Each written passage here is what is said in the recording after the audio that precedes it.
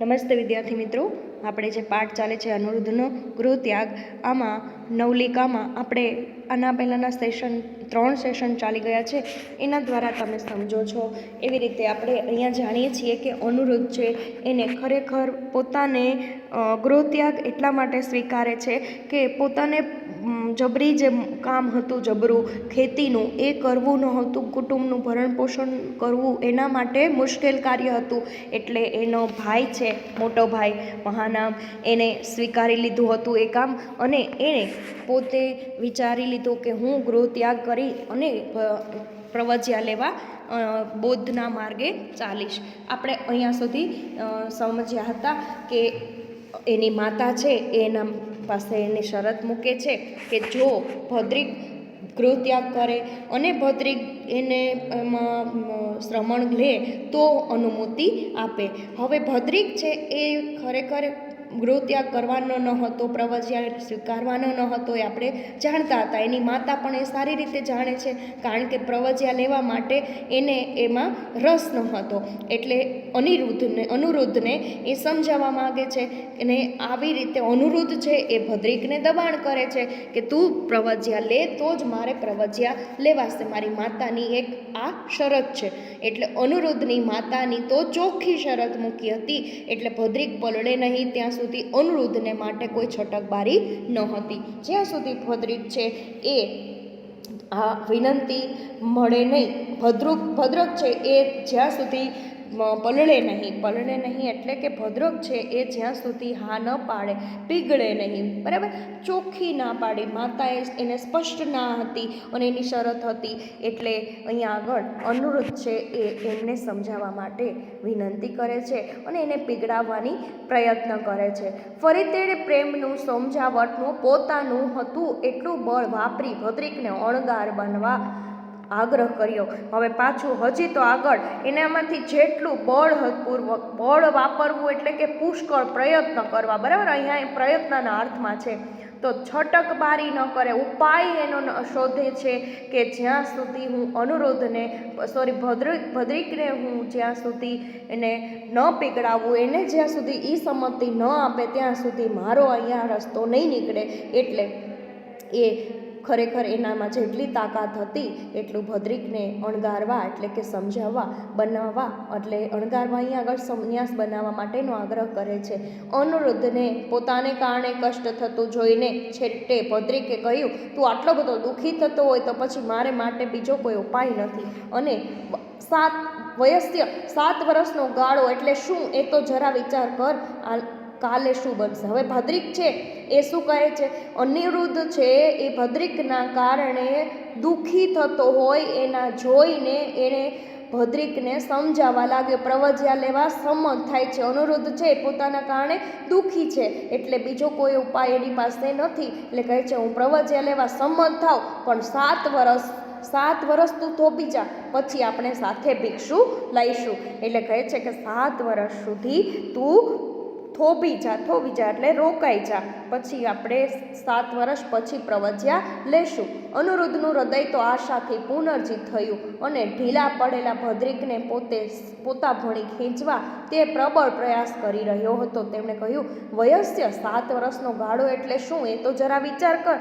હવે એ સંમત તો થયો, પણ કહે છે કે એને અનિરુદ્ધનું હૃદય છે એ સંમતિથી, આશાથી પુનર્જીવિત થયું, ફરી ચેતનવંતું બનવું એટલે પુનર્જીવિત થયું. ઢીલા પડેલા ભદ્રિકને પોતાના ભણી ખેંચવા તે પ્રબળ પ્રયાસ કરતો હતો. તે ઢીલો પડેલો જે ભદ્રિક હતો એને ખીંચવા માટે પ્રબળ એટલે જોરદાર પ્રયાસ કરી રહ્યો હતો. તેમણે કહ્યું, વયસ્ય 7 વર્ષનો ગાળો એટલે શું એ તો જરા વિચાર કર, બહુ બધો મોટા સમય કીધો તે. કાલે શું બનશે કહી શકાતું નથી, તો 7 વર્ષનું શું કહેવું. કહે છે કાલે શું બનશે એ પણ નથી જણાતું. ને એમને સમજાવીને અનુરુદ્ધ ભદ્રિકને 7 માસ ઉપર ને પછી 7 દિવસ ઉપર લઈ આવ્યો. અનુરુદ્ધ છે એનો પીછો નહોતો છોડતો અને ભદ્રિકને સમજાવી જ રાખતો હતો. એટલે ભદ્રિકે હવે શું કર્યું, 7 માસની ઉપર જઈ અને હવે તો 7 દિવસ ઉપર અનુરુદ્ધ લઈ આવે છે એને. પુત્રને ભાઈને રાજ્ય સોંપવાનો પ્રબંધ કરવા માટે 7 દિવસ તો જોઈએ ને, એમ એટલા 7 દિવસ થોભી જવા અનિરુદ્ધનો રાજીપો બતાવ્યો. અનુરુદ્ધ છે એ હવે રાજીપો થાય એટલે પો પ્રત્યે નામ બતાવે છે, એટલે કે ખુશી. રાજી એટલે ખુશી. હવે અનુરુદ્ધ રાજી થાય એટલા માટે થઈને 7 દિવસથી કહે છે કે રાજ્ય સોંપવા માટે થઈને એનો પ્રબંધ કરવા માટે. પ્રબંધ કરવો એટલે કે આપણે અહીંયા આગળ જે અર્થ છે પ્રબંધનો અર્થ વ્યવસ્થાના સ્વરૂપમાં છે, તો કંઈ એ પ્રબંધ કરવા માટે 7 દિવસ તો જોઈએ ને. હવે અનુરુદ્ધ છે અને ભદ્રિક 4-6 દિવસમાં જ પ્રવજ્યા લેવાના છે એ સમાચાર બધી જ જગ્યાએ પહોંચી જાય છે. શું કરે છે? અનુરુદ્ધ અને ભદ્રિક 4-6 દિવસમાં જ પ્રવજ્યા લેવાના છે સમાચાર બધે પ્રસરી ગયા. પ્રસરી જવું એટલે કે ફેલાઈ જવું. હવે અહીંયા આગળ એટલે તો એમના મિત્રો જે આનંદ, ભૃગુ, કિંબિલ, દેવદત્ત બધાએ તેને સાથ આપવાનો નિર્ણય કર્યો. દરેક એના મિત્રો હતા એ પણ એને સાથ આપવા માટે તૈયાર થાય છે. આ 7 દિવસ તો જોતજોતામાં વીતી ગયા ને શાક્ય રાજાના એ 6 કુમારો ઘર બહાર છોડીને નીકળી પડ્યા. સાથે તેમના નાઈ ઉપાલીને પણ લીધો. ચતુરંગીણી તે સેના તેમની પાછળ પાછળ ચાલતી હતી. હવે જે કહેવાય કે આ બે ભદ્રિક અને અનુરુદ્ધ જ્યારે દીક્ષા લેવાની વાત કરે છે તો એની સાથે એના મિત્રો જે હતા આનંદ, ભૃગુ, કિંબિલ, દેવદત્ત બધા એમની સાથે નીકળી પડ્યા અને બધા લોકો એને સાથ આપવા માંડ્યા અને દરેક લોકો એની સાથે જોડાયા. શાક્ય રાજાના 6 કુમારો ઘર બહાર છોડીને નીકળી પડ્યા ત્યારે તેમની સાથે ચતુરંગીણી નાઈ ઉપાલીઓ અને ચતુરંગીણી સેના એટલે કે હાથી, ઘોડા, રથ, પાયદળ એમ 4 અંગવાળી જે સેના છે એને ચતુરંગીણી કહેવાય. હાથી, ઘોડા, રથ અને પાયદળ આ ચતુરંગીણી સેના પણ પાછળ પાછળ ચાલતી હતી. ગાજતે વાજતે નગરી બહાર નીકળીને ઉદ્યાન ભૂમિ વટાવી. ઉદ્યાન એટલે બગીચો. ગાજતે વાજતે બધા નીકળ્યા હતા અને એણે ઉદ્યાન ભૂમિ વટાવી એટલે કે વટ પસાર કરી. હવે શું આવે છે તો કહે છે કે એમણે સેનાને ત્યાંથી પાછી વાળીને પછી મલ્લોની રાજધાની જે અનુપીની દિશામાં પ્રયાણ આરંભ્યું. કેમ કે તે વખતે ભગવાન બુદ્ધ અનુપીના આમ્રવનમાં વસતા હતા, એ વિહર્યા હતા. એટલે એને ખબર હતી કે અત્યારે ભગવાન બુદ્ધ છે એ અનુપીના આમ્રવનમાં, આમ્રવન એટલે કે આંબાવાડી જે હોય ત્યાં આગળ વિહર્યા એટલે વિહાર કરવો. એટલે કહે છે કપિલ વસ્તુનો સીમાડો વટી ગયો એટલે પછી રાજકુમારો ઘડી થોભ્યા. રાજકુમારો થોડીક વાર ત્યાં ઊભા રહ્યા. સૌએ પોતાના આભૂષણો ઉતાર્યા અને પોતપોતાના ઉપરણામાં તેમણે બાંધીને પોટલીઓ નાઈ ઉપાલીના હાથમાં આપતા કહ્યું, અરે એ નાઈ ઉપાલી, લે આ આભૂષણ ને તું અહીંથી પાછો વળી જા. આટલું તારી આજીવિકા માટે પૂરતું થઈ રહેશે. હવે નાઈ અને ઉપાલી છે. નાઈ એટલે કે વાણંદ થાય, બરાબર. એટલે કહે છે કે એનું જે ઉપરણું હતું, આ આભૂષણો હતા એને ત્યાં થોભ્યા હતા. ત્યાં આભૂષણો અલંકારો બધા કાઢી અને ઉપરનું એટલે ઉપરનું જે ઓઢવાનું વસ્ત્ર હોય, ખેસ હોય, એને એમાં બાંધી દીધા. એ વસ્ત્રની અંદર આભૂષણો અને એ વાણંદને એને આપી દીધા અને કીધું કે તારી આજીવિકા માટે એટલે કે ભરણ પોષણ માટે આટલું પૂરતું છે. તું હવે અમને છોડી દે અને તું હવે પાછો વયો જા, બરાબર. ઉપાલીને પાછો મોકલી દઈને કુમારો આગળ વધ્યા.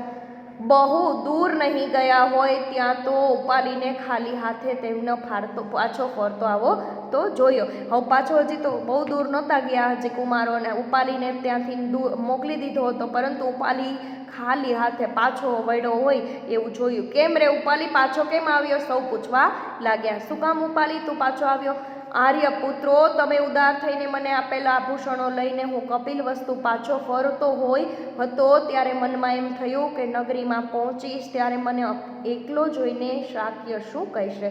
હવે જો એ કહે છે કે મને આ બધા આભૂષણો લઈ અને હું જો પાછો ફરતો હોઈશ ને હું જ્યારે નગરમાં પાછો ફરીશ ત્યારે શાક્યો મને જોશે તો એ લોકો શું પૂછશે, એ લોકો શું વિચારશે, એવી વાત કહે છે કે તો મને એમ કહેશે કે એને એમ થશે કે અધમ ઉપાલી કુમારોને મારી નાખ્યા, તેમના આભૂષણો લઈને નાસી આવ્યો છે. તે સ્વભાવના ઉગ્ર હોવાથી કાંઈ પૂછ્યા કર્યા વિના મને ત્યાં જ પૂરો કરશે. એટલે ઉપાલીને ચિંતા થાય છે કે જો મને આભૂષણો લઈને અહીંયા પાછો ફરતો જોશે તો તમારા જે કંઈ આ ઉપાલી કુમારો છે એને મારી નાખ્યા છે મેં, એવું એ વિચારી અને શાક્યો છે એ મને પણ એ કાંઈ વિચાર્યા વગર ત્યાં જ પૂરો કરી નાખશે. વળી મને એમ પણ થયું કે અપરંપાર વૈભવમાં આડોળતા આવા રાજકુમારો પણ બધું છોડી દઈને ભિક્ષુ બનવા માટે નીકળી પડ્યા તો મારા જેવા માણસે ઘરબારનો શું મોહ રાખવો. વળી પાછું આગળ કહે છે કે તમે તો આટલા મોટા રાજકુમારો છો અને આવડા મોટા રાજકુમાર હોવા છતાં તમે જો એમ આટલું બધું છોડીને ભિક્ષુ બનવા નીકળી પડ્યા હોય તો મારા જેવો પ્રાકૃત માણસ, એટલે કે કહી શકાય કે સાવ સામાન્ય માણસ છે, એને મારે શું ઘરબારનો મોહ રાખવો, મોહ એટલે આસક્તિ રાખવી. તેથી મેં તો આભૂષણોની પોટલીઓને એક ઝાડની ડાળ પર લટકાવી અને કોઈ ભાગ્યશાળીની નજરે પડશે તે બિચારો ભલે લઈ જતો ને હું આમ હાથ ખંખેરીને પાછો વળ્યો. એટલે કહે છે કે હું આવી રીતે ખાલી હાથે પાછો વળ્યો છું અને તમને બધાને સૌને આંબી લીધા, તમને બધાને હું પહોંચી ગયો. ઉપાલીને અચાનક ઉપજેલા વૈરાગ્યથી આશ્ચર્ય પામતા કુમારોએ તે ઘણું સારું કર્યું ભદ્ર, ઘણું સારું કર્યું એમ વારંવાર અનુમોદન આપી તેને પોતાની સાથે લીધો. હવે કહે છે કે ઉપાલીને આટલો તાત્કાલિક અચાનક એટલે કે તાત્કાલિક ઉપજેલા એના વૈરાગ્યથી આશ્ચર્ય પામી અને દરેક કુમારોએ એને એક અનુમોદન આપ્યું, એટલે કે ટેકો આપ્યો, સહાનુભૂતિ ખુશીથી આપેલો ટેકો હોય એવી રીતે કહે છે કે એની સાથે દરેકને એણે પોતાની સાથે લઈ લીધો અને કહે છે ભદ્ર ઘણું સારું કર્યું, વારંવાર અનુમોદન આપે છે. એમ કરતાં સૌ અનુપ્રિયના આંબાવાડીઓમાં આવી પહોંચ્યા ને ભગવાન બુદ્ધને વંદન કરી એક કોર બેઠા, એટલે કહે છે એક બાજુ બેસે છે અને ભગવાન બુદ્ધને વંદન કરે છે. સૌ આંબાવાડીઓમાં આવી પહોંચ્યા છે. અવસર મળતા કુમારોએ પ્રવજ્યા લેવાની વાત ભગવાન પાસે નિવેદિત કરી. અવસર એટલે કે તક મળી, જ્યારે પ્રસંગ મળ્યો ત્યારે એને ભગવાન બુદ્ધને નિવેદિત કરવી વાત, એટલે કહે છે કે એને નમ્રતાથી રજૂ કરવી. હવે આગળ કહે છે દરેક જે વાત હતી કરી ભગવાને સંમતિ આપી. ભગવાન કહે છે હા પાડે છે, સંમતિ આપવી એટલે સ્વીકૃતિ કરવી. અનુરુદ્ધે હાથ જોડીને કહ્યું ભદંત, આપને એક ખાસ વિનંતી કરવાની છે. અમારી જેમ અમારો આ નાઈ ઉપાલી પણ પ્રવજ્યા લેવા આવ્યો છે.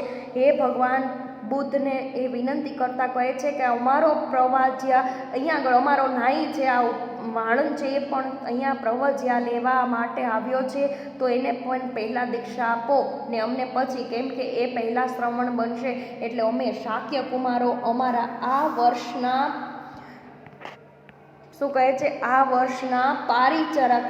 પરિચરકને હાથ જોડી દંડવત કરીએ વગેરે કરીએ, તેની સેવા ઉઠાવશું ને એ રીતે અમે જન્મ્યા ત્યારથી જે કુળ મદને સેવતા રહ્યા છીએ તેને નિર્મૂળ કરીશું. અમારા શ્રમણ જીવનનું એ પૂર્વ સોપાન બનશે.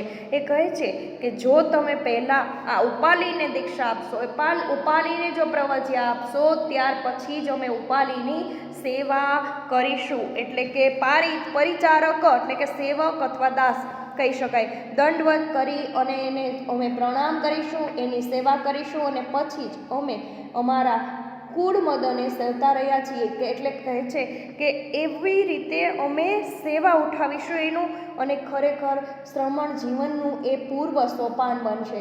આ નિરુભમાની વૃત્તિથી પ્રસન્ન થઈ તથાગતે ઉપાલીને પહેલાં દીક્ષા આપી.